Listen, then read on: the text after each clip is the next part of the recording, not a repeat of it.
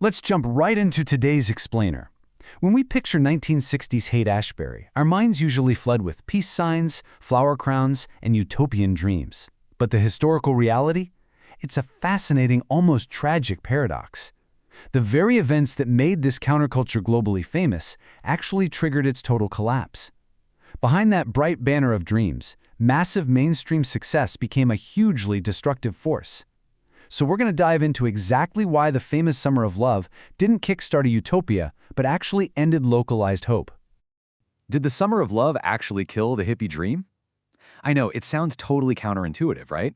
We've all been taught to view the summer of '67 as the absolute, undisputed peak of the movement. But a closer look reveals a completely different narrative arc. It's a tragedy, really, about a genuine utopian promise that was ultimately crushed by its own popularity. To figure out how this highly localized dream morphed into a nightmare of commodification, we have to go back. We have to look at how this community even formed in the first place. Well, the gestation of this utopia wasn't just born out of high-minded philosophy. Ironically enough, it was really about real estate. Back in the early 1960s, the older, foundational beat generation, the poets and writers hanging out in San Francisco's North Beach, started facing steadily rising rents. They were getting priced out. So remnants of that literary subculture started looking for cheap digs, and they found them in the Haight-Ashbury district, which was this declining middle-class neighborhood full of these big, beautiful Victorian homes with super low rent. Without those basic market forces pushing these bohemian thinkers together into these cheap shared spaces, the counterculture as we know it might never have even taken root. Once they settled in, a genuine, tight-knit community formed. It was heavily rooted in mutual aid, free love, and this fierce anti-consumerism. Digger founder Peter Coyote recalled it beautifully. He said they dedicated themselves to imagining a world we might like to live in. And the thing is, they weren't just sitting around dreaming. They were doing it. Setting up free stores, feeding people in the parks, acting it all out right there on the streets. They were actively trying to weave this theatrical spectacle into a completely alternative society that just flat out rejected bourgeois values. But we have to scratch just a bit below that vibrant surface. Academic analysis of the era points out that this whole movement actually shielded a really complex dialectic of hope and despair. To put that simply, these incredible, sky-high utopian dreams were constantly colliding with some really dark, gritty urban realities and heavy drug use. So the optimism, it was completely real, but man, it was fragile, and it was about to be put under an unimaginable amount of pressure by a ridiculously fast-moving cultural current. The escalation was shockingly fast. In barely 2 years, this subculture went from small, intimate local gatherings to a massive global media spectacle. Late '65 brought those early dances organized by the Family Dog Collective. Then, boom, January 1966, the Trips Festival hits. Fast forward just 1 year to January 1967, and suddenly 20 to 30,000 people are gathering for the Human Be-In in Golden Gate Park. That caught the entire nation's eye. That insanely rapid acceleration set the perfect stage for the massive explosion of summer '67. The sheer speed of it all is exactly what made it so volatile. So why did the media become so obsessed, so fast? Well, it all comes down to the aesthetics. Take that 1966 Trips Festival, organized by novelist Ken Kesey. This was a multimedia event promoting collective psychedelic experiences, and it established what scholars call the stroboscopic frame of reference for hippie style. Basically, think wild body paint, exotic costumes, and pulsing strobe lights. It was absolute visual candy. And spectacles exactly like that are what cameras and national media outlets just love to eat up and broadcast to the rest of the world. Now, the crucial point here is that this authentic, localized culture was rapidly being packaged for mass consumption. Commercial rock promoters like Bill Graham over at the Fillmore Auditorium played a massive role in this. Graham essentially became the master of ceremonies for the '60s rock dance spectacle. And while, he did provide venues for the community early on, he also really personified the commercial side of the explosion. Promoters contributed heavily to choreographing this hip style.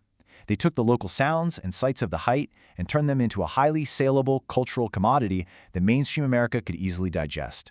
And the result of all that packaging? 100,000. Just let that number sink in for a second. That is the estimated number of naive young people who flooded into San Francisco in the summer of 1967. They were lured in by intense media hype, flashy magazine covers, and pop songs like San Francisco, Be Sure to Wear Flowers in Your Hair, which had become an instant worldwide smash hit.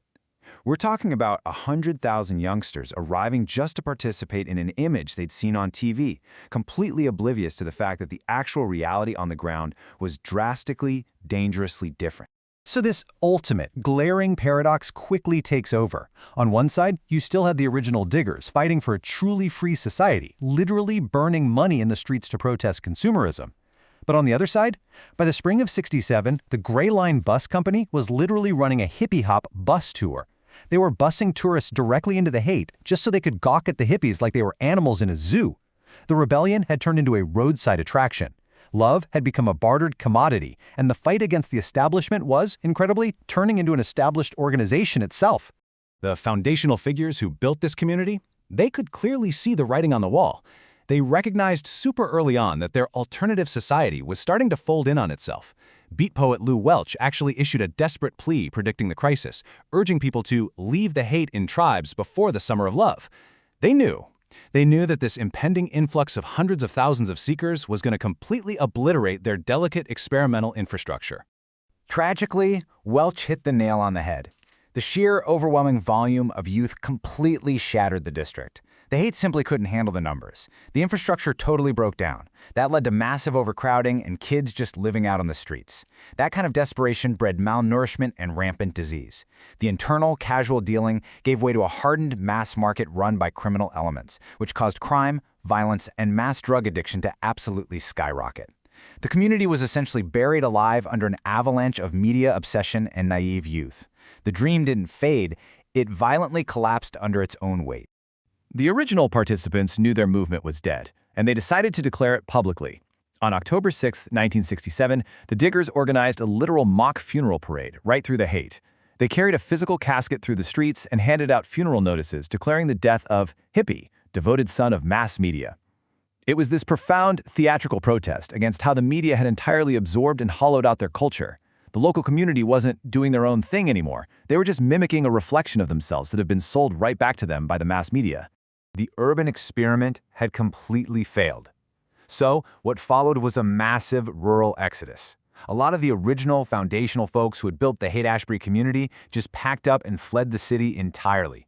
They realized the urban utopia was a lost cause, so they headed out to places like Tolstoy Farm up in Washington state. They started setting up these rural communes, trying to live at a near-subsistence level, making a desperate attempt to truly detach from consumer society and escape the glaring, toxic media spotlight that had destroyed their home in San Francisco. The frustration over all this lost potential was just palpable. By 1969, even Bill Graham, the very rock promoter who had helped package and sell the scene, looked back at the Haight with immense sadness. He said, "The greatest tragedy for me in the last 20 years, wars aside, is this community, because it could have done so much." I think that perfectly sums up this dynamic of decay. A place that began with so much genuine spiritual and social promise ended up as a total vacuum, completely ravaged by the popularity it had accidentally courted. So let's pull all of this together. The gap between the surviving myth we know today and the actual historical reality is pretty staggering. When we see revivals or memories of the Summer of Love, they almost always feed us this idealized, colorful, dynamic youth rebellion. But the real history shows us a genuine, living critique of society that was ultimately killed by a fetishism of style. The original localized hope of the Haight-Ashbury community was actually ended by the massive, highly commercialized influx of the Summer of Love itself. Which brings us to a final, provocative thought I want to leave you with in this explainer. We've just seen how incredibly fast a radical, community-focused movement was packaged, broadcast, and consumed until absolutely nothing was left of its original values. Looking at today's digital landscape, where trends are commodified in a matter of days rather than years, I have to ask, are modern countercultures destined to suffer the exact same commodification and collapse? Or have we finally learned how to protect the spaces where we imagine a better world? Thanks for joining me on this deep dive. Keep questioning the narratives and keep learning.